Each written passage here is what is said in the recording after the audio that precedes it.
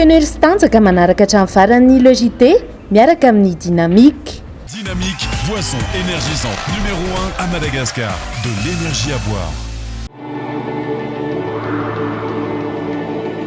Passez de joyeuses fêtes avec Geox Respira Courdic en suivant le JT.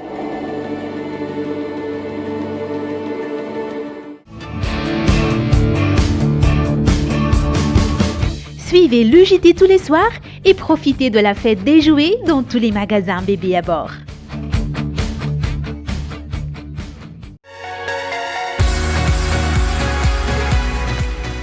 Préparez un avenir sûr avec la SMIA et le JT. Itel manolotra ho anao ny le JT. Itel série 16 selfie ia ho antsika rehetra tsara kokoa noho ny hafa. Sakafo mifandanja sy ara-pahasalamana ampiasa ao ny Elvia soja sy Elvia tournesol. Elvia manolotra ho anao ny le JT. Bijouterie Santia mividy volamena. Galerie Arena Antanmen, box 15 sy box 37. Noël bomba be miaraka amin'ny Tecno. Manomboka ny fahasivany volana Desambra ka hatramin'ny fahasivany volana Janoary mividiana Tecno. Tecno manolotra manao ny le JT. Kobai, be otrikay, mety ho andretra. Kobai, 500 ariary ny fonosana. Arofo ny tenanao, arofo koa ny hafa. Bonobon vous présente le JT. Bonobon est un biscuit croustillant recouvert de pâte de cacahuète enrobé d'un fin chocolat. Bonobon, rempli d'émotions. Bonobon. Mampahazvaina, mampatokotena, mitroka tsara nefa tsy mora tazana. Talia manolotra ho anao ny le JT. Talia, atokisako. Vokatra malagasy. Volo malefaka, mangirana, tsy vakivaky ary tsy mihintsana. Natura manolotra ho anao ny le JT. Natura, vokatra malagasy. Tiara, ny tsiron'ny voankazo manolotra anao ny le JT. La saveur ultime des fruits. Kaisin Mall dispose d'un bel environnement commercial et un parking temporaire sécurisé. Et propose divers articles de luxe et arrivages en tout genre à un prix promotionnel. Kaisin Mall vous présente le JT. Avec Softex, je me sens bien. Softex vous présente le JT. Softex, pour nous, est tellement nous. Choisissez Solera, d'origine espagnole, représentant exclusif Batimax. Batimax vous présente le JT. Paperline, le choix de votre succès. Les dernières actualités avec le JT et la carte Visa Mvoul. La carte Visa Mvoul, une carte internationale, sans engagement, sans compte bancaire. Le monde entier accepte Mvoul.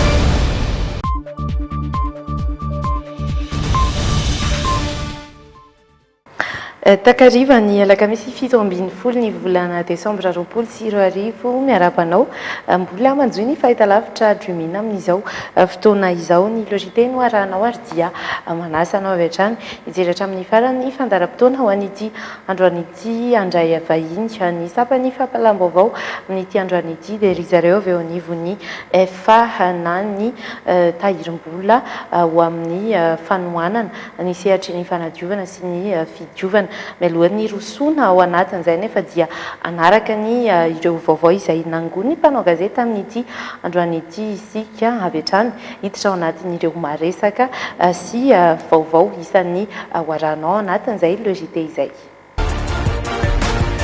Paperline, le choix de votre succès.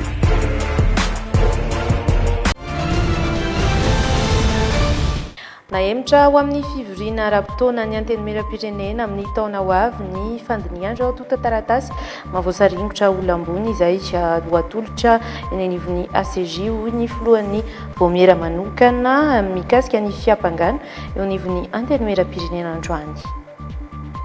Mitaky ny fametrahampialan'ny mpitondra sy ny gouvernement ny RMDM amin'ny taona 2024 raha toa ka tsy misy ny ezaka goavana entin'izy ireo eto amin'ny firenena eo amin'ny fampandrosoana ny lafiny rehetra.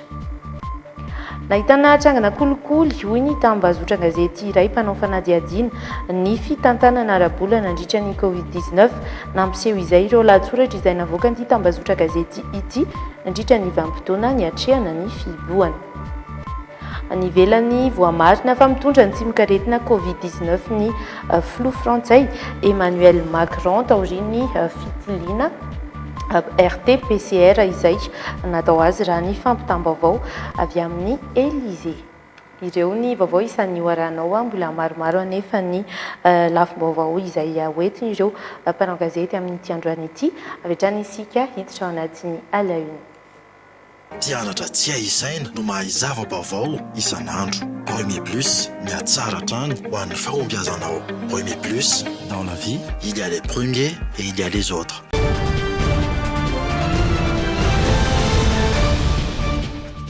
Nahemtra ho amin'ny fivoriana ara-potoana ny antenimera amin'ny taona ho avy io indray ny fandiniana ireo antotan-taratasy izay mahavoasarimitra olona ambony izay ho atolotra eny anivon'ny fitsarana avo raha ny fanazavana izay nentiny filohan'ny vaomiera manokana eny anivon'ny antenimera-pirenena misahana ny fiampangana eo anivon'izay fitsarana izay anton'izany tsy fahafenony indray ny isan'ireo solombam-bahoaka tonga andinika sy ampandaniny antotan-taratasy tao Tsimbazaza tamin'ity androan'ity tahaka izay no tanterahana farany teo nilaza ny filohan'ny komisiona fa tsy miankina amin'izy ireo intsony ny fiemoran' izay fandiniana ny antotan-taratasy ny ireo tompon'andraikitra ambony ireo mpiadina Razafintravana sy Dolphe Rakotosinay.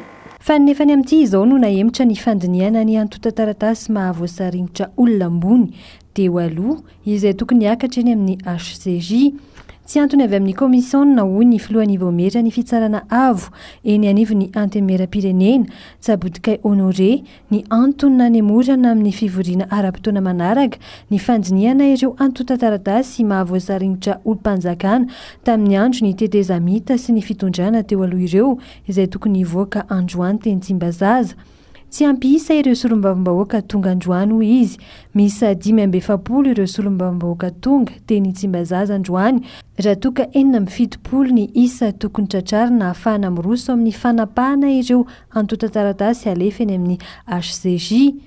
Raha ny tena marina misy fiantraikany amin'ny asanga Cour de justice satria izany miandry ny dossier avy teminay zareo. Fa tsy dia miankina aminay loatra ho amin'ny komisiona fa miankina amin'ny solombavambahoaka. Nanamafy ny filohan'ny vaomiera ny fitsarana avo eny anivon'ny antenimera-pirenena Tsabodikay Honoré androany fa tsy nisy tsindrina azo azy ireo. Efa nisy ny fampandrenesana mialoha ireo solombavambahoaka saingy ny vitsy ihany no tonga. Voatery miandry araka izany ny fandiniana ireo antotan-taratasy miisa 10 eo ampelantanan'ity vaomiera ny fitsarana avo eo anivon'ny antenimera-pirenena ity. Ireo antotan-taratasy 10 ireo izay ahitana minisitra teo aloha miisa 7 sy olom-panjakana tamin'ny andro ny tetezamita voarero tamina fanodikodiana tsenam-barim-panjakana sy ireo endrika kolikoly samihafa. Marina mako zany fa efa ny fisarana nanombinina kely no mena anay ity. Tsy izahay akory nangataka an'io fa izahay teo amin'ny fidrana teo aloha nisin'izany. Ndeha ny azoko ambara ho andidina izay zany hoe ny tombatomba rehetrarehetra mety misy sindry avy azy na veroa zaho eto filohan'ny komisiona amin'ny teny tsy misy sindry aloha na avy mifanjakana misy eto na hoe avy amin'ny rivelany fa ny sindry amina gazety ny mamanjery mety misy solombavambahoaka anankiefatra voatontonona anisan'izany ny tegnako marika eto fa miasa kalana miasa kispo zay agnatin'izy io fa tsy haiko ino mahatonga ny député sasany sy tonga ao agnatin'izay séance plénière zay na nareo mahalay marika fa tato zay ny député sy voatery ty any fa matetika zany isaka misy lalagna dia vitsivitsy ny député tonga ngamba tsy fanomezantsika eo ngamena ara-pahasalamana ihany koa ny zava-misy amin'ny circonscription tsirairay misy anazy zany ny sefandrivalemana ny fiatresika ny fahasarotana amin'ity Covid-19 ty. Tafiditra anatin'ny fanda ara-potoana ny antenimera-pirenena mandritra ity fivoriana ara-potoana faharoa ity ny andiniana ireo antotan-taratasy mahavoasarimitra olom-panjakana ambony. Tsy misy azo ny HCJ atao anefa amin'izao fotoana izao raha tsy tonga eo ampelantanan'izy ireo ny antotan-taratasy avy amin'ny antenimera-pirenena. Fananatanteraka valandresaka ho an'ny mpanao gazety kosa ny KMF Knoe fanabeazana olom-pirenena mikasika ny fanaraha-maso ny fifidianana loholona izay nandraisana ity fiarahamonim-pirenena ity anjara izay nivoaresaka nandritra io fotoana io tsikatra fa antoko politika vitsy no nandahatra kandida raha toa ka tsy nandray anjara mihitsy ireo antoko hafa fantatra ary fa ny fahavitsiny antoko politika nandray anjara atao anatin'izay no azo ambara fa antony nampiakatra ny isan'ireo vato fotsy sy vato maty ihany koa manerana ireo faritany enina raha ny fanazavana nentiny KMF Knoe hatrany Jerry Edouard eo amin'ny rindrantsary ny Rivinirina Tekaleo. Ny tombony isan'ny vato fotsy narotsaka tamin'ny fifidianana loholona tamin'ny herinandro raha oharina amin'ny fifidianana tamin'ny taona 2024. 270 ny vato fotsy sy vato maty navoakan'ny SENI tamin'ny taona io raha toka tafiakatra 720 izany tamin'ity taona ity.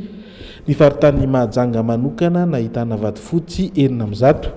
Nidina ihany koa ny tahan'ny fandraisana anjaran'ny mpifidy vaventy mahery ny 570 isanjato izany tamin'ny taona 2024 raha toka nidina ho 370 isanjato tamin'ity taona ity. Isika rehefa manao fifidianana dia tsy dia manisy asina loatra ny safidy fotsy sy ny maty. Ny vato fotsy manandanja manokana mihitsy amin'ny ankapobeny zany iraisan'izao tontolo izao manaika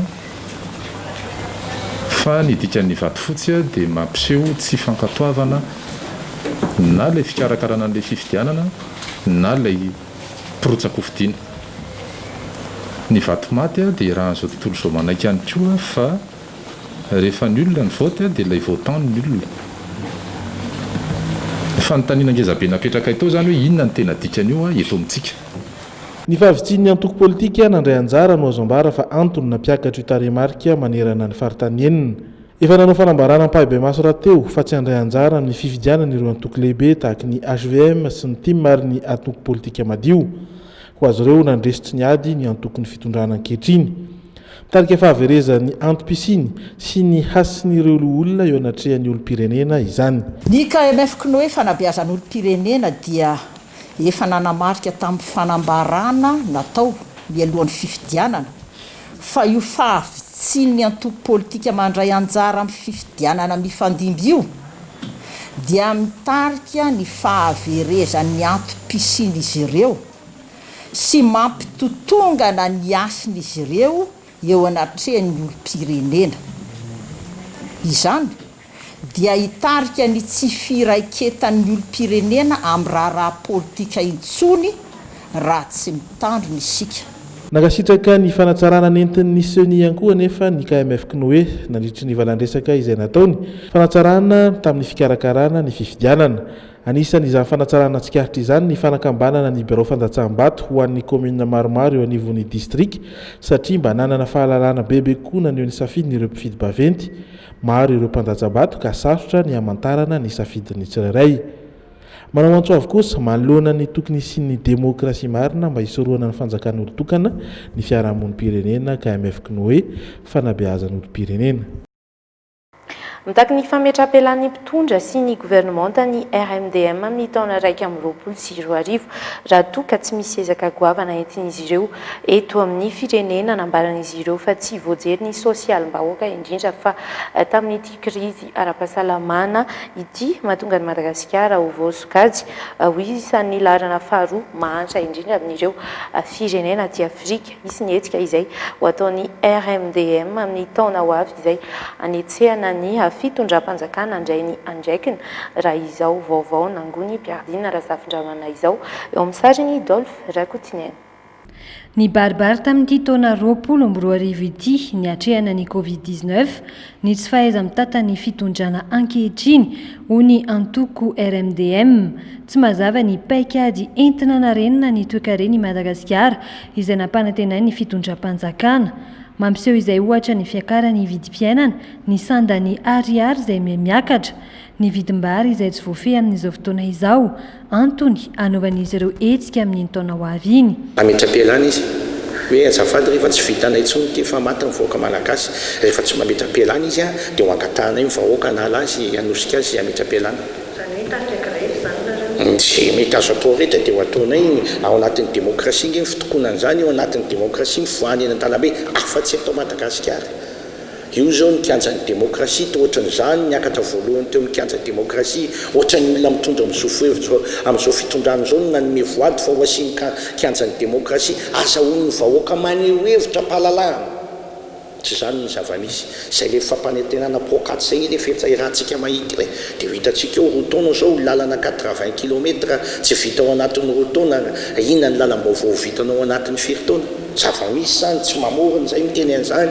Nanao jeritotika ny fiainam-pirenena tamin'ity taona ity ny RMDM notakin'izy ireo tamin'izay ny anaovana fanjakana tatitra amin'ny vahoaka mahakasika ny vola nampiasaina nandritra ny Covid-19 izay tsy mbola voavaly hatreto. Santionany amin'ireo ambara no fitantanana jadona sy fanaparia-pahefana ataon'ny fitondram-panjakana ireo hoy ny antoko RMDM. Ny hitanareo nety dia hoy zay hoe tsisy ny hitana nety tsy misy. Ary tsy zay miteny an'izany fa ny firenena enako zao tontolo zao dia mahatsapa fa ny totonga natanteraka ny firenena malagasy zany tsy azo afenina fa zany misy ka tsy maintsy arenina zany. Izay moa dia efa manao ezaka ary nametraka ny RMDM eraky ny faritany efa miditra amin'ny district zay ary ataontsika efa tsy hoela dia fofeny daholo ny district rehetra ho avintsika amin'ny angato sy ny arona zay tsy ampitahorana mihitsy amin'ny resaka hoe fampisamborana sy fampatahorana zany fa manao zavatra ara-dalàna zay manao zavatra ara-dalàna koa ny vahoaka fa io zay fiteny hoe rehefa anatiana reny zaza rehefa manaikitra nono ifika.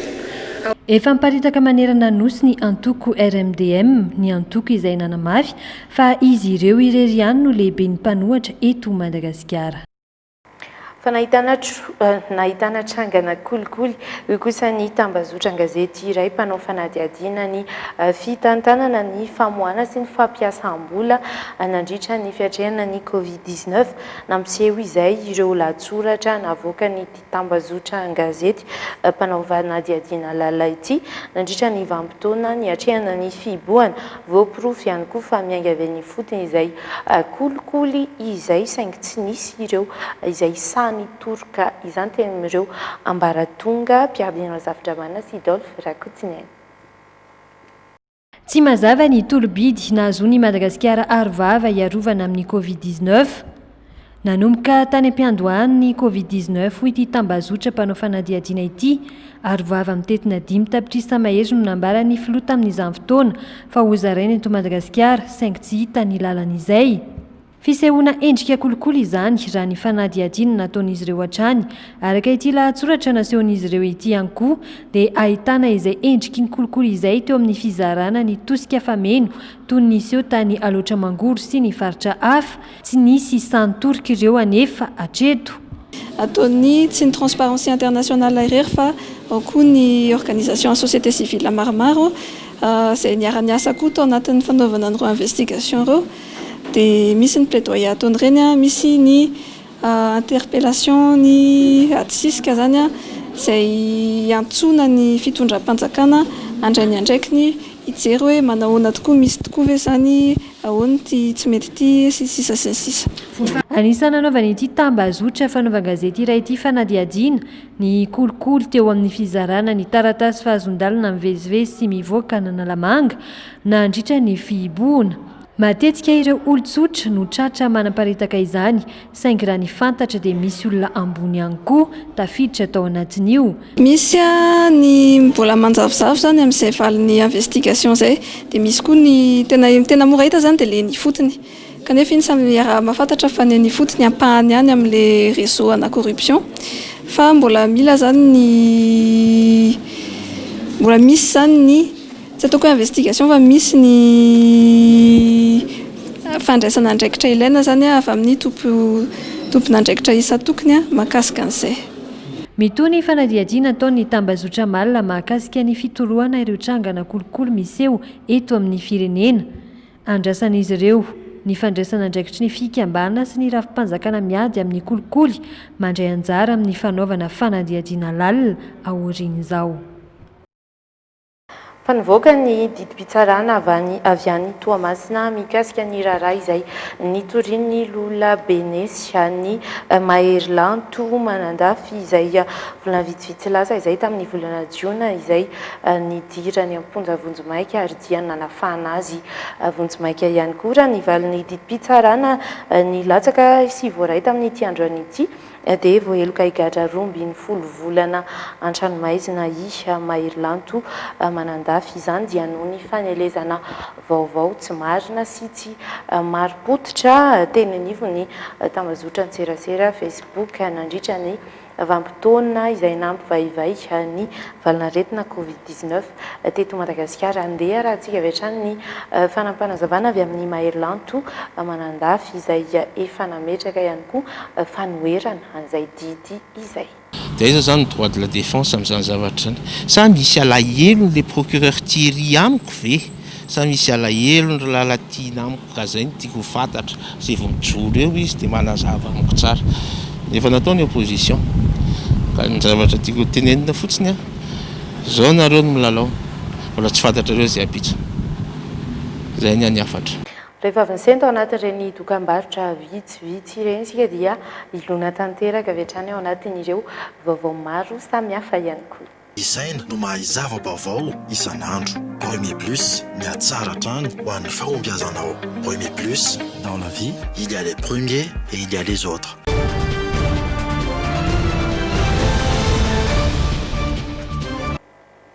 Rehefa nitolo-batana teny amin'ny polisy ilay raim-pianakaviana Vororoy tamin'ny fikasihan-tanana ny zanany dia nitazomana tao Andromasona ny garde à vue ny sampandraran'ny polisy misahana ny zaza tsy ampy taona no nandray izay raharaha izay miandry ny fotoana hitsarana azy. Ny raim-pianakaviana amin'izao fotoana manazava ny avy eo anivon'ny polisym-pirenena fa na dia ho aza ny antso nataony fianakavian'ilay lehilahy dia ny fitsarana no mahefa amin'izay mety ho toy ity raharaha ity. Mitatitra ny vaovao Jerry Edouard amin'ny rindran-tsary ny Dolphe Rakotiny. Nanao antso avy tamin'ny manam-pahefana ny amin'ny tsy hitazomana vesatra hiampangana azy ny zanak'ilay lehilahy niara-ny herisetra teny Soavimasoandro ny fiandohan'ny herinandro teo. Nanampy izany ihany koa ny reniny sy ny mpisolo vava nentin'izy ireo rehefa nitolo-batana teny amin'ny polisy misahana ny zaza tsy ampy taona izy ireo ny alarobia teo. Nanao ny fanadihadiana rehetra nefa ny polisy ka nitazomina natao andromaso na garde à vue ilay raim-pianakaviana ny arivan'ny alarobia miandry ny fotoana hiatrehan'ny fampanoavana ny tenany. 7 ora no azo avaozina ny faharetan'ny andromaso raha araky ny paikadeloka. Manazava ny eo anivon'ny polisym-pirenena fa na eo aza ny antso nataon'ny fianakavian'ilay lehilahy dia ny fitsarana no mahefa amin'izay mety ho toy ny raharaha. Ny toy ny aorinan'izay dia tsy maintsy atolotra ny fitsarana izy. Dia anjaran'ny fitsarana no manapa-kevitra amin'ny sazy tokony azo azy.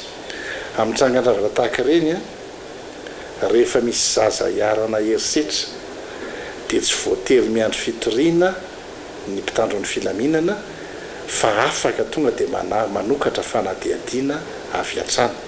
Raha vao misy herisetra zany miatra amina zaza tsy ampy taona.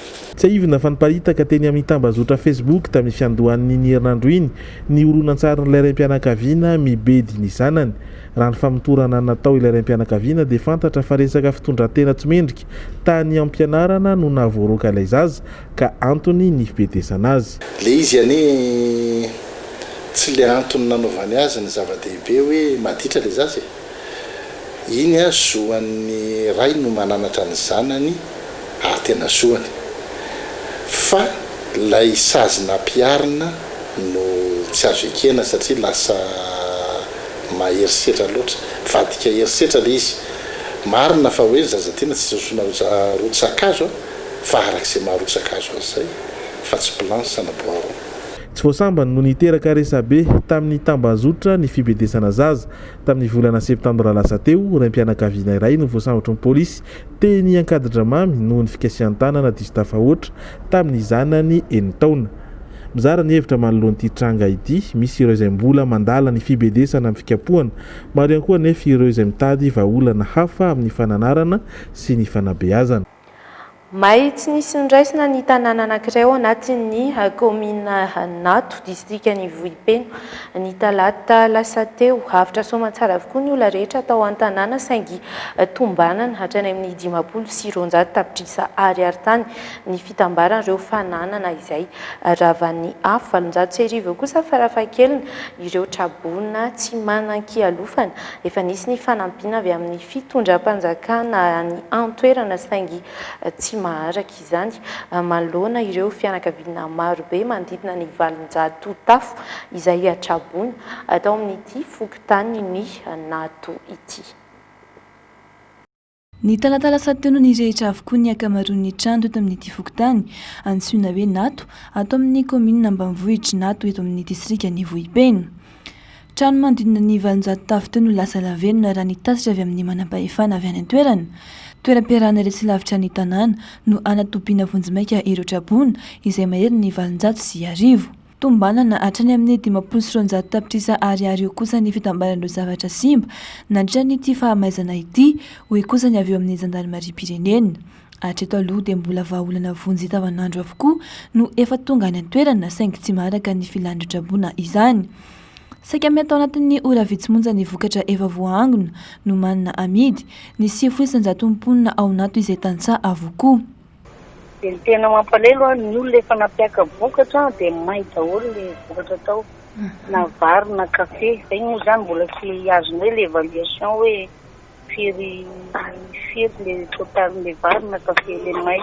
Fa ianao na mandalo amin'ilay tanàna tonga eo amin'ilay tanàna dia ohatrany hoe maheno fofona vary may ilay andrahoana reny ianao. Zany misy vary may be ilay fofona ianao amin'izao. Dia tena raha fa ilay izy mifanakaiky izany no tena hitako hoe mampisy an'ilay vega bebe avy eo ilay toerana ambony dia tonga dia azony rivotra. Ka ilay afo koa moa miteraka rivotra izay rehefa misy fahamaizana ohatran'io dia vetivety fosiny dia fa malazanay mbola nahita vainafo amin'ilay azo fisan'izany mahery miantoera. Miantso tolo-tanana avy amin'ny rehetra ny mponina ao Nato vokatry ity fahamaizana ity. Court-circuit vokatry ny famahanana vato aratra anafinday tamin'ny alalan'ny panneau solaire tao an-tanàna noho ny tarika ny afo. Tsy nisy ny ainana fohy na naratra vokatra izay saika mikaso tanteraka ny fiainan'ireo mponina.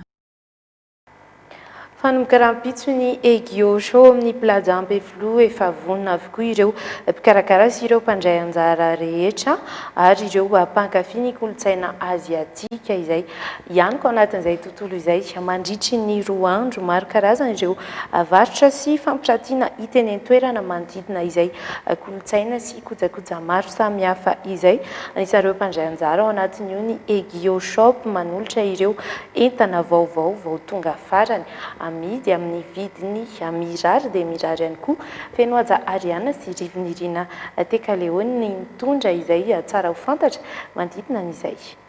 Manomboka rahampitso ny hetsika Egio Show hetsika ara-kolontsaina mifandraika amin'ny fandarana Egio eto amin'ny fahitalavitra Ruimin. Fionan'ireo mpankafy kolontsaina aziatika, koreana, japoney, sinoa ary ny maro hafa ny hetsika ankoatran'ny fialana voly dia maro ireo fandarana asa arosony mpikarakara. Egio Show ilay hetsika anankiray natokana amin'ny kolontsaina aziatika ho antsika izay mpankafy an'izany na ihany koa hoe liana fotsiny antsika mba te hafantatra bebe kokoa momba an'izany ny sakafo nentim-paharazana, ny akanjo nentim-paharazana, ny zavatra maro samihafa izany no hitanao aty dia ny mampiavaka azy ihany koa amin'ity taona ity dia ny fanampiana an'ireo trano eva izay tena lasa be dia be mihitsy ahafahantsika mpanjifa mba misafidy tsara ny entana tiantsika indrindra moa efa akaiky krismasy tsika izao dia afaka misafidy tsara mihitsy ny atao cadeau de Noël misy karazana varotra sy fampirantiana aty na ny hoe fourniture scolaire ihany koa atsika ankizy izay hoe mbola mila an'izay fitaovana izay dia marobe moa izany ary tsy natao any ankizy rery ihany koa moa izany Egio Show fa na atsika olon-dehibe na tanora dia afaka makaty avokoa satria dia maro samihafa ny fanentanana ho hita mandritra ny hetsika izay 2 andro izay. Mampiavaka ny Egio Show amin'ny ity andeha fasivity ny fifaninanankira J-pop sy J-rock iangaviana hitondra zava-maneno entina miakatra antsehatra ireo mpandray anjara amin'ny J-rock andrasan'olona anjara 3 hatramin'ny 7. Ontotosana mandritra roa andro ihany koa ny famaran'ireo fifanana hira sy digue pop natao tao amin'ny tambazotra Antserasera. Ny sabotsy ariva no isy fanolorana ny loka ho an'ny fifanana no karakaraina rehetra. Mazava ho azy moa izany fa mbola misy foana ny ame anara-pahasalamana amin'izao fotoana izao, izany hoe ny fepetra mbola raisina foana, ny cache-bouche tsy adino, ny iray metatra ihany koa moa izany dia hoajaina tsara mihitsy mandritra ny Egeo Show atao amin'ny plaza Ampeflo. Anisan'ny mpandray anjara amin'ny hetsika Egeo Show ny Egeo Shop.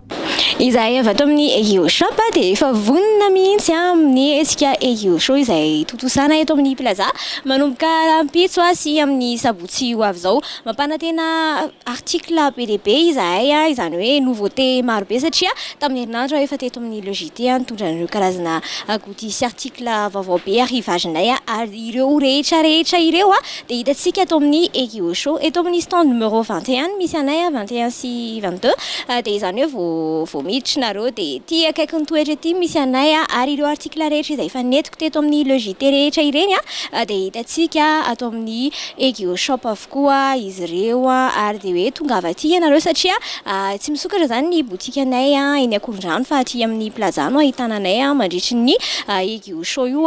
Misokatra amin'ny 9 ora marina ny vavahady ary midy amin'ny 10 ora hariva.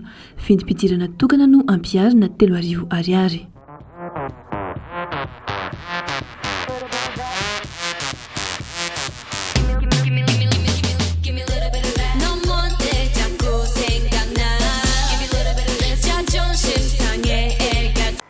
Efa nahazo fankatoavana teo anivon'ny ministera fahasalamana-bahoaka tamin'ny alalan'ny fitaleavany sampandrara momba ny fahasalaman'ny fianakaviana tamin'ny faran'ny volana teo ny torolalana nasionaly momba ny fandrindram-piterahana sambany teto Madagasikara no nisy ny fametrahana ny antotan-kevitra iombonana izay avy amin'ireo mpandray anjara rehetra eo amin'ity sehatra ity dingana manaraka atao amin'ny taona ho avy io ny fanapariana izay torolalana nasionaly izay any amin'ireo ambara tonga rehetra sy rafitra tompon'ny fanapahan-kevitra handeha arahantsika avy hatrany ny vaovao manodidina izay.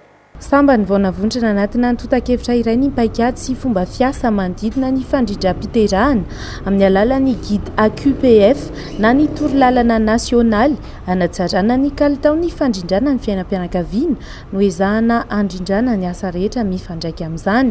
Tsy hoe ratsy ny fandrindrana fiterahana eto amintsika fa mbola ahitana lesoka izany, misy ny lesoka iny amin'ny mpanantanterahana azy dia io zany io guide io zany no hiezaka zany hamoaka hoe ny fanatsarana ny kalitaon'ny fandrindrana fiterahana manomboka hatrany am-potony mihitsy, hatrany amin'ireny texte lalàna amin'ny fean'ny fandrindrana fiterahana, famatsiana fanafody, ny mikasika ny mpiasan'ny fahasalamana hoe manao ahoana amin'ny fahaizany manao an'ilay fandrindrana fiterahana, mila formation ve izy, hatrany amin'ny fomba atao zany mba tsara ny fandrindrana fiterahana hipaka hatrany amin'ilay mpisitraka. Zay zany no anatin'io tena mahafehy zavatra be dia be mihitsy zany. Efa nankatoavin'ny sampandrara momba ny fahasalaman'ny fianakaviana eo anivon'ny ministeran'ny fahasalamana ity torolalana ity taorian'ny fandravonana farany natao tany Antsirabe iray volana lasa izay. Nomboka amin'ny taona ho avy ny fampahafantarana izany any amin'ireo rafitra mpanapa-kevitra hatrany amin'ny rafitra eny Ifotony. Ny mpiara-misehatra rehetra ao anatin'ny programa fandrindram-piterahana dia miaraka misitraka ny vokatra azo avy amin'ny famolavolana ny guide d'amélioration de la qualité de la PF ity satria ao daholy ny ahitana sy hanovozana ireo torolalana rehetra izay ahafahana miasa zany na eo anivon'ny fandrindrana programa manomboka any amin'ny fandrindrana ny programa hatrany amin'ny fanomezana ny prestation PF zany any amin'ny fotony indrindra zany. Wish Action amin'ny alalan'ny Options no nanao ny fanampiana ara teknika sy ny arabola amin'ny fanatotosana azy. hitana anjara asa betsaka amin'ny fanatrarana ny fandrakofana ho 10 isanjato ireo malagasy mampiasa ny fandrindram-piterahana ity torolalina nasionaly ity tanjo izay mbola sarotsarotra ny anatrarana azy ho antaona 2024 satria isan'ireo sehatra tsy tafiditra tao anatin'ny fandaniana voarakitry ny volavola teti-bolam-panjakana ampiasaina amin'ny taona ho avy ny mikasika ny fandrindrana ny fiainam-pianakaviana. Miteraka olana eo anivon'ny fiainan'ny mpona manodidina ny faritra arovana iray. Ny fanapotehana ny ala araka ny fanazavany minisitry ny tontolo iainana sy ny fampandrosoana lovainjafy any amin'ny faritry Ifanadiana, Manakara sy Mananjary dia velo tarainy ireo mponina mikasika ny rano fisotro izay efa mivadika masira noho ny fiainan'ny rano any amin'ny faritra arovana any amin'iny toerana iny. Androtsahan'ny fanjakana Volabe ny fitantanana ireo faritra arovana manerana ny Madagasikara sangetreto aloha dia tsy maharaka izany araka ny fanazavana nefa dia efa miroso amin'ny fampandrosoana ny toe-karena manga sy maitso raha i Madagasikara manokana. Fenoaza Ariana sy Rivinirina Tekaleo. Nampirongatra ny fanimbanan'ny ala ny fisian'ny valarentina coronavirus araka ny tasitra avy amin'ny ministeran'ny tontolo iainana. Miaringana tsikelikely noho izany ala ka misy fiantraikany eo amin'ny fiainan'ny mponina. Anisan'ny vokatra ratsy ateraky ny tsy fisian'ny ala ohatra ny fiovaovan'ny toetrandro mitera-doza ho an'ny vahoaka. Mampihana ny tahan'ny rano ihany koa izany. Entina miady amin'ity fandripahana ity dia maro loko ny paikady entin'ny tompona andraikitra. Faritra arovana no antoka voalohany na elo miaro an'i Madagasikara amin'izany olan'ny fiovan'ny toetrandro izany fa indrindra ao anatin'ireo faritra arovana ireo misy ny 5.0 isanjaton'ny rano izay hoentintsika hanomezana ny rano fisotro madio ho an'ny mponina eraky Madagasikara. Dia ny faritra ilany atsinanana iny fanadina makany Mananjary Manakara dia tena niainana izany manomboka efa rano masirasira no sotro'ny mponina noho n'ilay olana izay hita zany amin'ny fiainan'ny rano ao anatin'ny faritra arovana. Miteraka olana ho an'ireo mponina manodidina ny faritra arovana ny fanapotehana ny ala ka mila fandraisana antanana avy amin'ireo mpiara-miombonantoka maro samihafa. Mahery ny 703 ireo faritra arovana eto Madagasikara mipetraka amin'ny velarantany latsaky ny 10 km tora-dro. Raika amin'ny 700 kosa ireo faritra arovana mitoetra amin'ny velarantany mihoatra ny 10 km tora-dro ary 707 kosa no manana toerana manodidina ny zato hatramin'ny 500 km tora-dro. Maro amin'ireo toerana ireo no efa mpiana ny politika ny toe-karena manga sy maitso entina ampivoarana ny vondron'olona ifotony sy ireo tantsaha. Misy ny volarotsaka ny fanjakana entina handrindrana ny fitantana ireo faritra arovana ireo saingy tsy ampy no ny amaroan'ireo toerana voasokajy manan-danja amin'ny fikajiana ny mety ho fivavahan'ny toetrandro. Anisan'ny dinihana tamin'ny andiany faharoa volana vitsivitsy lasa izay olan'ny arabola izay ho an'ny mpitantana ny zavatra misy aloha izany dia tena maro be ao anatin'ny mpitantana ny faritra arovana no tsy manam-bola akory isa-taona hiatrehana an'izany fiarovana izany satria araka ny voalaza teo hoe tsy miaro fotsiny no andraikitra andrasana amin'izy ireo fa eo ihany koa ny seha-piariana ho an'ny mponina ny fiahina ara-tsosialy ary indrindrindrindra ny mba hitondrana an'ireo mponina ireo hiala ao anatin'ny faritra arovana hanena an'izany tsindro izany ny fanenana an'izany tsindro izany dia tsy misy afa-tsy amin'ny alalan'ny fametrahana seha-piariana ho an'ireo mponina ireo. Ny Madagascar National Parks dia azo lasaina hoe anisan'ny modely efa nametraka an'izany efa taonany maro na izany na tsy izany dia mbola tazana hoe parka anankifolo ny tena misy excédent amin'ny resaka arabola fa ny 30 ambiny dia tena miaina faty antoka izany hoe tsy ampy ny fidiram-bola ahafahantsika miatrika an'ilay fitantanana. Tontolo androany atrikasy andian'ny fahatelo no karakarain'ny ministeran'ny tontolo iainana sy ny fampandrosoana lovainjafy manoloana ny fomba fitantanana ny faritra arovana eto Madagasikara. Fampionan'ireo mpisehatra eny anivon'ny faritra arovana sy fiantsoana ireo mpiara-miombonantoka amatsy vola bebe kokoa amin'ny fiarovana ny tontolo iainana indrindra ny faritra arovana. Any ivelany dia voamarina fa mitondra ny tsimon-karetina Covid-19 ny filoha frantsay Emmanuel Macron taorian'ny fitiliana PCR izay natao azy namoaka ny fanabarana i Élysée androany maraina havetrany dia nahiboka mandritra ny 7 andro ny filoha frantsay raha ny vaovao hatrany dia natsapy ireo soritra-retina mifandray amin'izay valana retina coronavirus izay izy tao anatin'ny andro vitsivitsy izay ary avy hatrany dia niroso tamin'ny fitiliana manon ny asany amin'ny toerana izay anokana monina azy anefa ny filoha frantsay na dia eo aza ny fitondrany izay tsimon-karetina Covid-19 izay.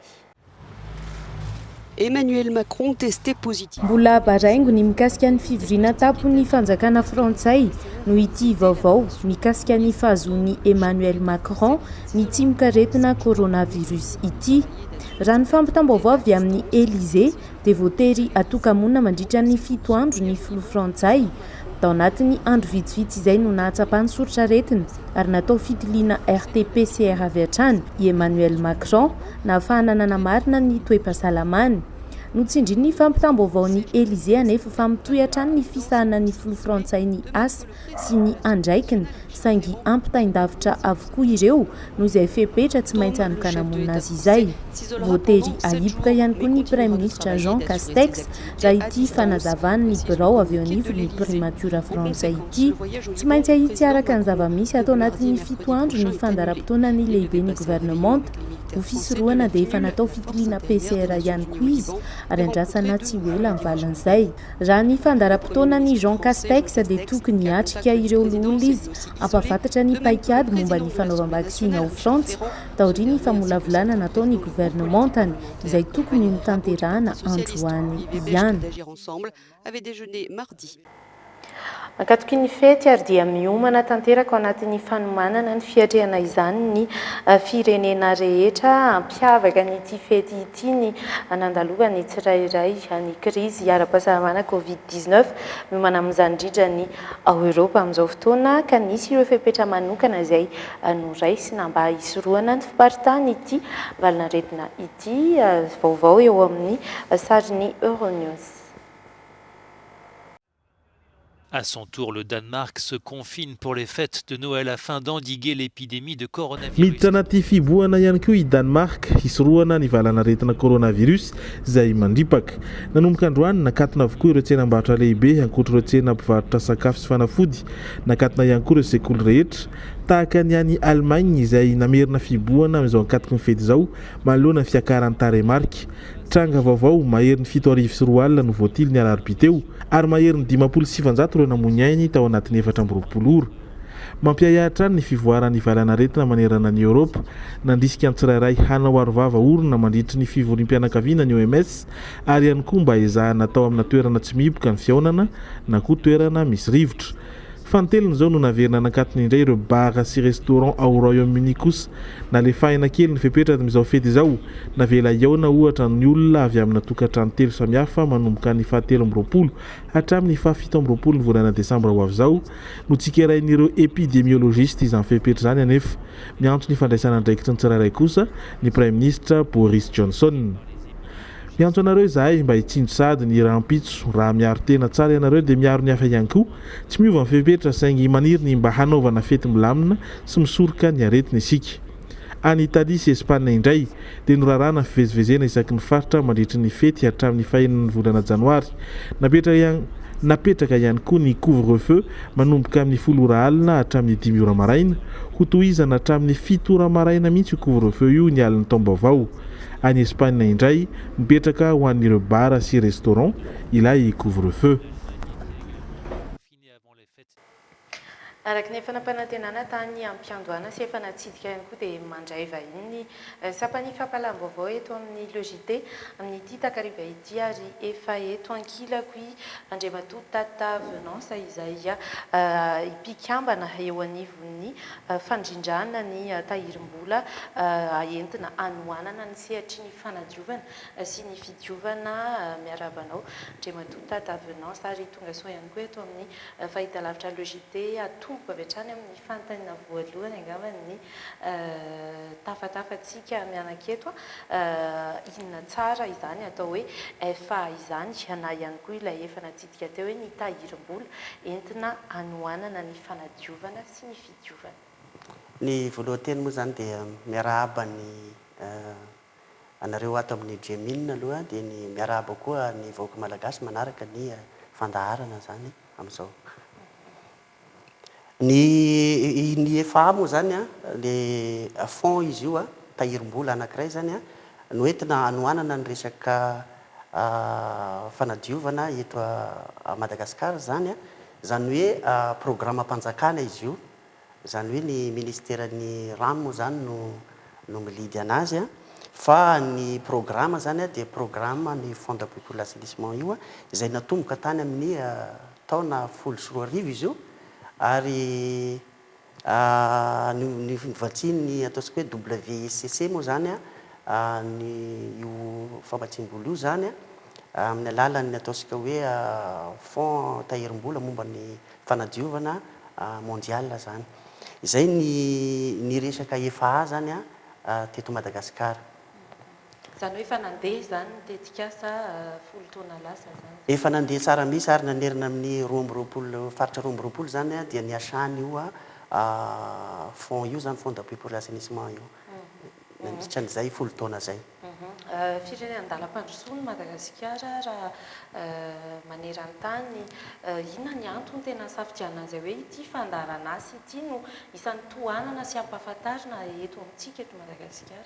Marina tokoa zany satria anisan'ny singa anankiray ahafantarana mihitsy zany fa tena mbola mahantra ny firenena anankiray raha ohatra ka tsy manana nataontsika hoe toera fidiovana na ataontsika hoe lavapringa zany na ataontsika koa hoe mbola mangerakalamanjana zany ny vahoaka ao aminatiny dia atao hoe sokazina ao anatiny ataontsika hoe mbola sahirana zany. Asika eto Madagasikara moa zany dia fantatra tsara angambany fa mbola besaka ny tany olona zany no manao an'io fangerena kalamanjana io eto Madagasikara. Io zany sy voafaritra hoe faritra aiza fa ny faritra rehetra misy eto Madagasikara zany dia mbola ao anatin'ny tena misy ambony be ny tany zany.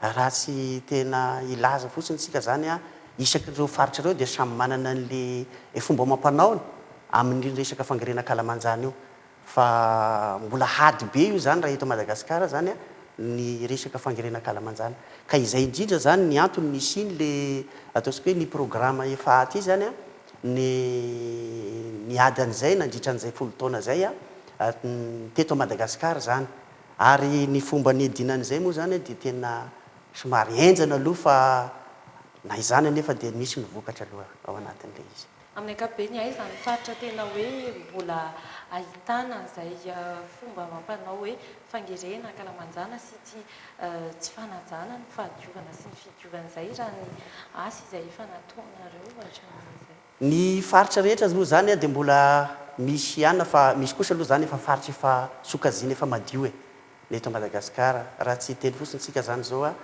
ao andalany tena efa hoe madio ohatra hoe faritra Analananjorofo zany zao efa sokazina hoe madio fa ny faritra mbola sahirakirana aloha zany dia mbola besaka na isy laza fotsiny raha sika na eto andrenivohitra anie zao mbola sahirana ihany amin'ny resaka fahadiovana fa na izany na sy izany anefany nandritra nisy an'le programme efa aty dia nanomboka taitra ny olona zany hoe ty programme efa aty koa moa zany dia nanaitra zany hoe nafarana misy hoe tairina ny olona zany fa ratsy io ny loza entin'io amin'ny fahasalamam-bahoaka zany io fangerena kalamanjana io. Rehefa miresaka fandarana azy tsika dia misy ny tanjona mazava sy ny paikady apetraka entina manatanteraka an'izay inona daholo ny tanjona sy ny fomba hoe paikady ny entinareo ny asa nandritra an'izay nanomboka tamin'ny taona 14 nahatongava ny ty tetika asy ty? Ny ty tetika asa ty moa zany dia nanana vina ny ataontsika hoe Madagasikara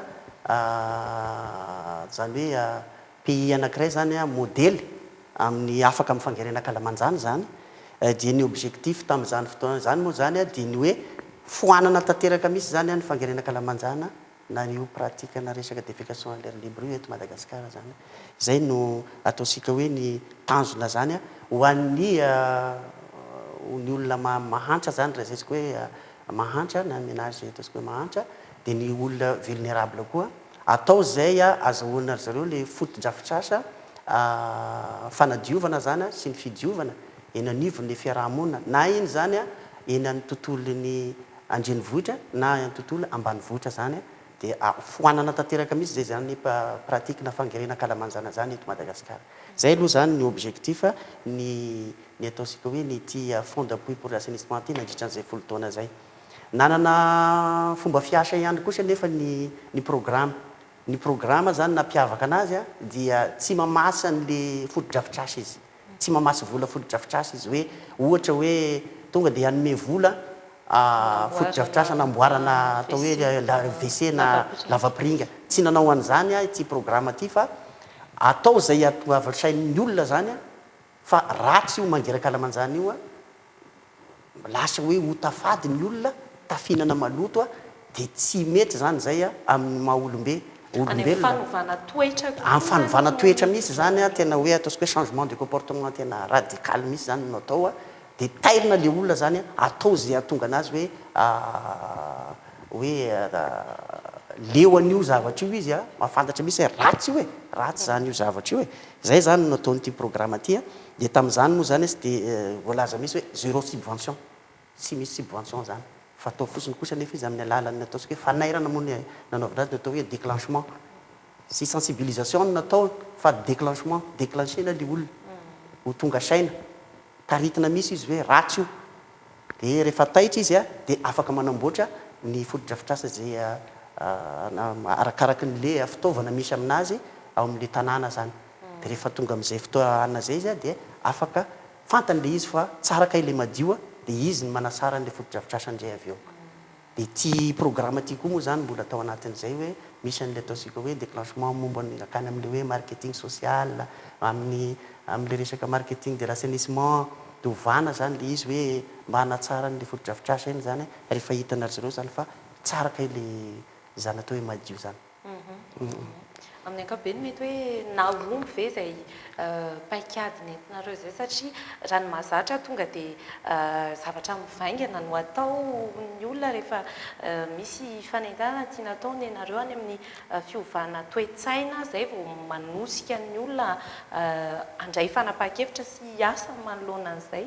naomby ve zay paikady nentiny efa zay misaotra betsaka tokoa rindra tahiry fa raha ny paikady aloha dia azoko lazaina hoe naomby satria ny asa tao anatin'izany ataosika hoe ady amin'le fangarena kalamanjany zany efa ela ngetsika fa rehefa nampiasa n'le paikady ataosika hoe fanairana io dia hita fa hoe tonga saina ny olona satria fantany le faharasin'le izy dia teneniko misy hoe raha ny commune ny asan'ty programme ty zany dia hita fa niovan'ny olona raha tsy teny fosiny ataosika tamin'ny 18 village any ane zany no 18 000 village ane zany no tena hoe niovan'ny olona zany hoe difotra atao anatin'ny tay tanteraka mihitsy le olona fa no ny afaka izy no sarotiny amin'le hoe fadiovana fa rehefa tonga amin'le tanàna hoe voadio anao ka nisy ny ezaka nataon'ny communauté zany tao anatin'le tanàna anankiray izy no saro-piaro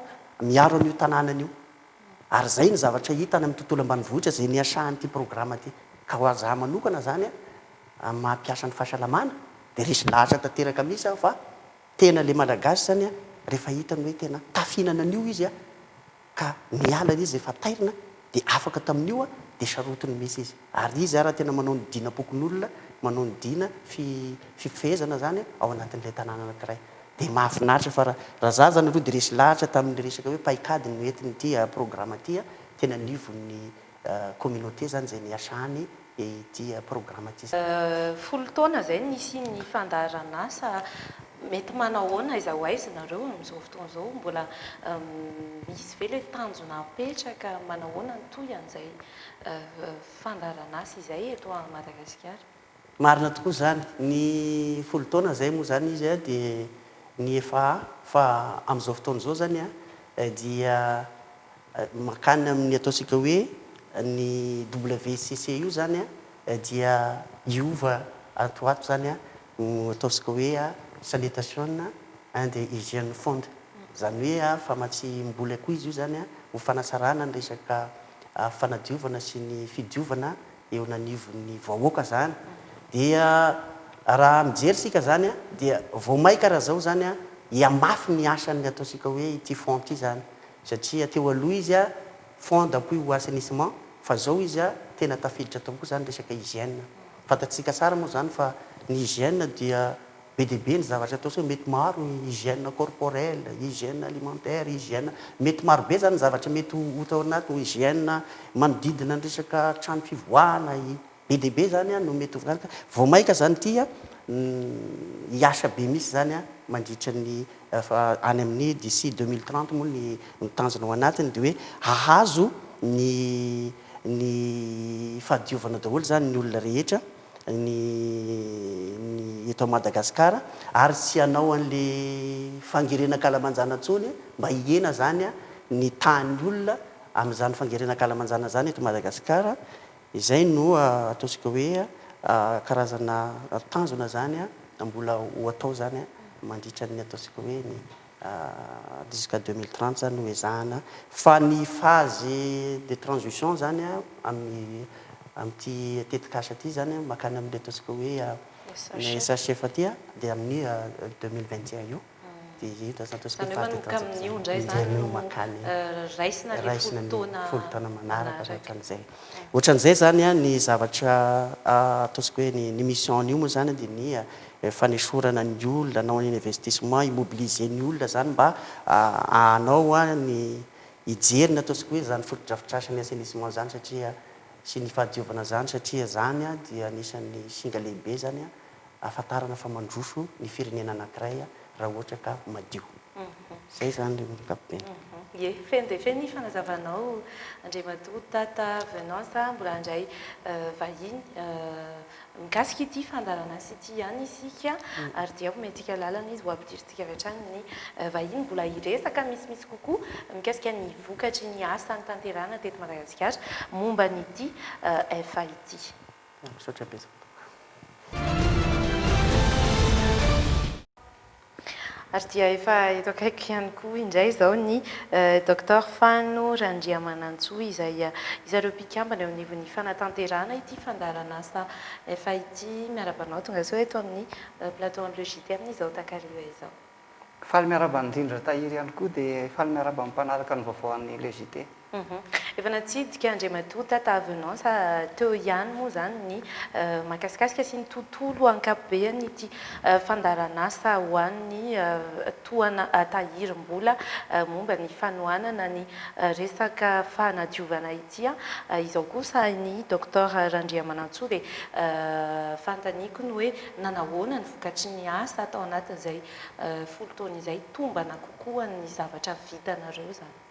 Ya, tao anatin'izay folo taona izay dia azo lazaina hoe naomby nahitana vokatra araka ny efa voalazany Monsieur Tata Venance teo hoe vokatra fampiarana ilay déclenchement ao anatin'ilay hoe fanadiovana tanteraka tarihan'ny fokon'olona na hoe ATPC izy amin'ny teny frantsay dia nahitana zany eo amin'ny 23 947 tanàna madio afaka tanteraka amin'ny fangerenan-kalamanjana na hoe ODF ny antsony anazy open defecation free. Misy masitsivana telo moa izy io dia hoe tena tsy ahitana taim-paritaka mihitsy ivelan'ny tanàna na anaty tanàna. Dia faharoa mampiasa gabone daholo ny olona rehetra na ny zaza ary na ny olona azo lazaina hoe manana fahasahiranana fahasembanana dia misy ny gabone fanaraka amin'izay ary ny olona rehetra ihany koa anatin'ilay tanàna dia manasa tanana amin'ny rano savony na amin'ny lavenina avokoa. Raha ny izay antotan'izay moa dia mahery ny 3,4 ny tanàna ozinareo manahoana kosa ny olona ny fanentanana teo hoe isam-batan'olona zany. Ia, ny resaka ty le hoe tanàna madio ty moa zany dia raisina isa tanàna mihitsy zany le olona dia raha atao zany ny totalin'ireo olona miova miaina ao anatin'ilay tanàna madio dia misy eo amin'ny 3 tapitrisa latsaka eo 3 millions latsaka eo ny olona miaina ao anatin'ilay tanàna madio. Zany hoe tsy mifanalavitra tamin'ny napetraka reo. Ia, raha ohatra ka raha etsy 3 tapitrisa ny tanjona dia 3 tapitrisa latsaka kely no tratra zany ary ny olona miaina n'ilay manana accès satria tsy mitovy le hoe miaina amin'ilay tanàna madio sy ny hoe manana accès zany hoe afaka mampiasa n'ilay fotodrafitrasa manaraka n'ilay ataontsika hoe ny fomba fiantsonay azy moa dia fotodrafitrasa tsy mampihinana tay intsony zany hoe manaja n'ilay fepetra dia efa misy any amin'ny 4 tapitrisa 10 hetsy sy 4 tapitrisa 4 millions 5 ny olona mampiasa an'izay na dia mety hoe misy amin'ireo raha tsy mahafena n'ilay fepetra ODF fa efa betsaka kosa ny miaina n'ilay izy eo mbola parantratrarana zany hoe raha mijery an'le tarehimarika teo aloha tsika dia indroan'le efa miaina ny olona tena efa mampiasa an'le fotodrafitrasa arak'le voalaza teo. Tsara ny vokatra raha teo amin'izay hoe fanentanana sy fanovana toe-tsaina eo amin'ny fangerena kalamanjana izay teo amin'io sehatra io ihany ve nitondranareo an'izay traikefa sy hoe fanova toe-tsaina izay sa nandalo fiboantsika teo misy asa natao sa hoe nijanona nanaraka ny ihany koa?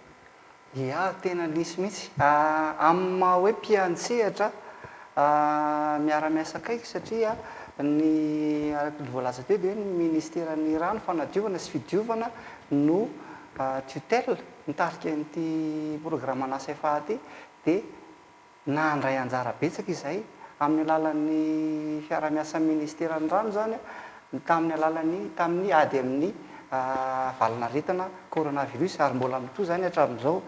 Raha mikasika ny indrindra zao ohatra dia nisy olona eo amin'ny 4 tapitrisa 7 tapitrisa 4,700,000 personnes no nahazo tombony zany na hoe voakasika indrindra tamin'ny resaka fanasana tanana rano amin'ny savony fanentanana sy fametrahana fotodrafitrasa momban'izany nataonay manirana Madagasikara. Eo koa ny hoe misy 700 mahery ireo établissement sanitaire sy sanitaire zay nesana zany formation sanitaire tobim-pahasalamana nesana misy eo amin'ny 1400 mahery ny établissement scolaire nesana ary ny toerana hafa nesana dia misy eo amin'ny 2 latsaka eo nanaovana ny asa momba ny resaka coronavirus ohatra hoe any amin'ny gare routière, poste de police, barao any commune sy ny sisa dia raha voatoerana mety hoe nesany programme efa zany dia nanaovana hetsika mikasika ny coronavirus ihany koa ady amin'ny coronavirus. Ankoatran'izay isan'ny voaresaka ao anatin'ny fandarana asa ihany koa ny fiatrehana ny fandombolana izay ataontsika hoe resaka somary mbola tsy dia resahana firy ny fiarahamonina nanao fanentananareo nanahoana kosa indray ny mikasika an'izay? Ia, tao anatin'ny 2 taona teo zany ny programme efa ny tena nifantoka mafy tamin'izy io satria efa miomana sady zay amin'ilay le araky le voalaza hoe hoany amin'ilay programme anankiray vaovao SHF zay mafy tokoa ny hetsika atao mikasika anazy io fa na izany efa nisy vokatra natao ihany tao anatin'izay azo ihany tao anatin'izay misy zao fikambanana vehivavy eo amin'ny zay maro ny voakasika misy eo amin'ny 500 mahery eo ny mpitarika vehivavy zany satria mpitarika vehivavy moa zany tena iarana miasa betsaka amin'ny resaka fahasalamana sy fitantanana ny fadimbolana io dia misy eo amin'ny 5 hetsy mahery eo koa ny lehilahy sy vehivavy voakasika sady amin'izao mikasika ny fahasalamana sy fitantanana fadimbolana io ary 80,300 ny mpianatra voakasika tafiditra ao na ny lahy na ny vavy satria ilaina koa moa zany fandraisana anjara ny lahy amin'io mba tsisy ilay fanavakavahana na ilay hoe na ihany koa ilay hoe fanadroadrola indrindra satria zavatra natoraly io fa tsy hoe zavatra sanatria aretina dia ny tobim-pahasalamana zay efa miara-miasa akaiky amin'ny fandarana asa efa zany ary efa nanaovana hetsika mikasika an'io fitantanana fadimbolana io dia misy eo amin'ny 320 sy 200. Anamarika ny fiafarany ity fandarana asa ity ianareo raha mpitso inafy ny tsara ho fantatra ary dia tonga dia manarona loatra mitondra fanentanana ho an'ny rehetra ihany koa angamba ny ao anatin'izay famaranana ny fandarana asa efa izay.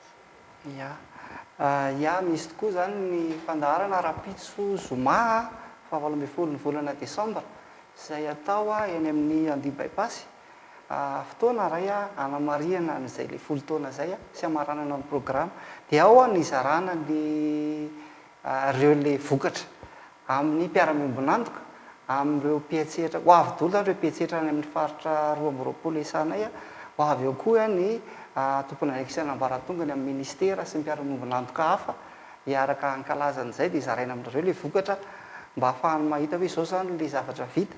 Eo koa ny tantaranay ny zavatra nenanay satria tsy mora le tao anatin'izay ady amin'ny fangirena kalamanjana maro ny zavatra lalovana dia fampizarana le izy sady zarana traikefa ihany koa zany mba ahafahan'ny reo izay afaka manampy aoriana mba mahazo an'ilay traikefa.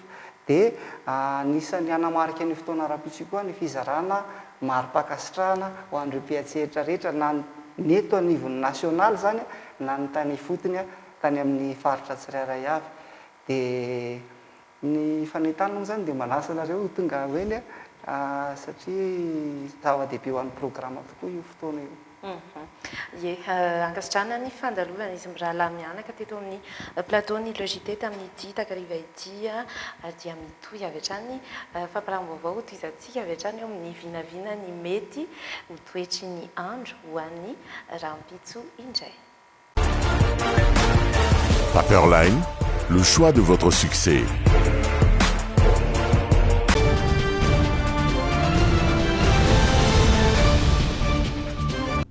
raha hoan'ny ilany avaratry ny nosy tahaka ny diana sy sava dia homaina ny andro amin'ny ankabeny na dia isy aza ny rahoana eny tefantefany eny ho an'ny tontolo andro ny rapitso ny maripana voavinavina dia eo anelanelany 30 degré celsius aridina hatrany amin'ny 4 degré celsius. Manaraka kosa indray any amin'ny faritra andrefa ny nosy iny hitana ny faritra Sofia, Betsiboka, Melaky sy Boeny dia hifandimby ihany koa ny rahona sy ny masoandro na dia azo anjara orana aza ny any amin'ny faritry Melaky any. Ny maripana ambony indrindra loatra eto dia ny any Boeny ary ny ambany indrindra kosa dia any Melaky hatrany 20 degré celsius. Ho an'ny afovoantany izay ahitana ny bonglava itasy vakinankaratra sy analamanga dia homaina ihany koa ny andro amin'ny ankapobeny ho an'ny tontolo andro ny rapitso ny maripana voavinavina ambany indrindra 20 degré celsius sy 20 degré celsius ny vakinankaratra sy tasy no ahitantsika an'izay ary ny ambony indrindra kosa dia eto Antananarivo izay sitraka maripana 17 degré celsius. Ny any amin'ny ilany atsinana nosy iny dia anorana tanteraka ny tontolo andro ny rapitso ho an'ny faritra atsinanana homaina kosa nefa izany ho analaotra mangory sy analanjirofo ny maripana voavinavina dia ho anelanelany 18 degré celsius hatramin'ny 20 degré celsius. Ikisaka any amin'ny faritra atsimo atsinana nosy indray isika vatovavy fitovinany atsimo atsinanana Moramani Matsiatra ambony sy Iorombe dia ibalika ny masoandro ary dia isy ihany koa nefa ny malokaloka any amin'ny tapany ariva any izany hoe ny folakandro izany. Ny maripana voavinavina ho ambany indrindra aloha dia 20 degré celsius ary ao Moramani misy an'izay raha toka ny mafana indrindra dia ho an'ny faritra Iorombe 20 degré celsius. Ny faran'izany eo amin'ny vinavina ny mety ho toetry ny andro ho an'ny rahampitso dia ho an'ny faritra atsimo andrefana ahitana Nandroy, Anosy, Menabe sy atsimo andrefana afana ny andro amin'ny ankapobeny ny maripana dia manelanelana ny 20 hatramin'ny 17 degré celsius ho an'ny atsimo andrefana hany ihany koa izany no afana indrindra ho an'ny tontolo andro ny rahampitso. Dia izay ihany koa no mamarina ny fotoanako aminao tamin'ity takariva ity ankasitrahana ianao naharitra ny aino hatramin'ny faran'ny fampalam-baovao andro any ary dia mirary alina mahafinaritra ho anao ihany koa mandra-piaona tompoko.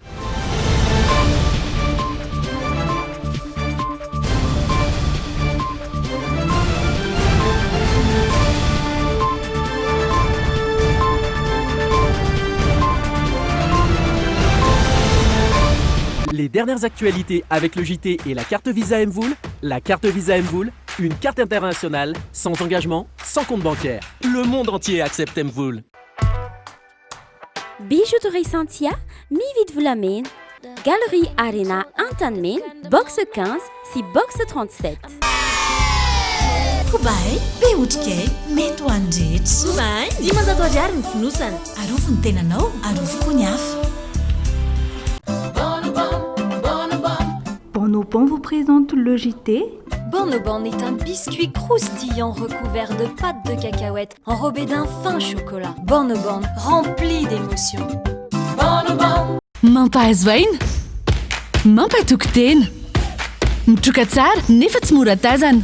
Talia manolotra ho anao ny LEJT. Talia atokisako vokatra malagasy. Volo malefaka, mangirana, tsy vakivaky ary tsy mihintsana. Natura manolotra ho anao ny LEJT. Natura vokatra malagasy. Noël bomba be miaraka amin'ny Tecno. Manomboka ny fahasivany volana Desambra ka hatramin'ny fahasivany volana Janoary, mividiana Tecno. Tecno manolotra ho anao ny LEJT. Tiara, ny tsiron'ny voankazo manolotra anao ny LEJT. La saveur ultime des fruits. Mpianatra tsy ahisaina no mahay zava-baovao isan'andro. Premier Plus, miatsara trany ho an'ny fahombiazanao. Premier Plus, dans la vie, il y a les premiers et il y a les autres. Sakafo mifandanja sy ara-pahasalamana, ampiasao ny Elvia soja sy Elvia tournesol. Elvia nanolotra ho anao teo ny LEJT. Choisissez Solera, d'origine espagnole, représentant exclusif Batimax. Batimax vous présente LEJT. Caissing Mall dispose d'un bel environnement commercial et un parking temporaire sécurisé. Et propose divers articles de luxe et arrivages en tout genre à un prix promotionnel. Caissing Mall vous a présenté LEJT.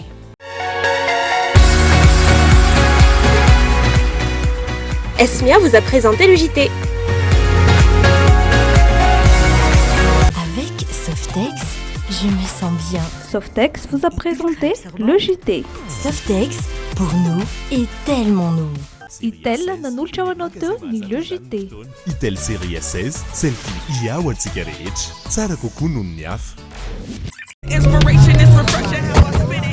Feno hery sy tanjaka manaraka hatramin'ny faran'ny LEJT miaraka amin'ny Dynamique. Dynamique, boisson énergisante numéro 1 à Madagascar. De l'énergie à boire. Passez de joyeuses fêtes avec Geoxa Respira accordique en suivant LEJT.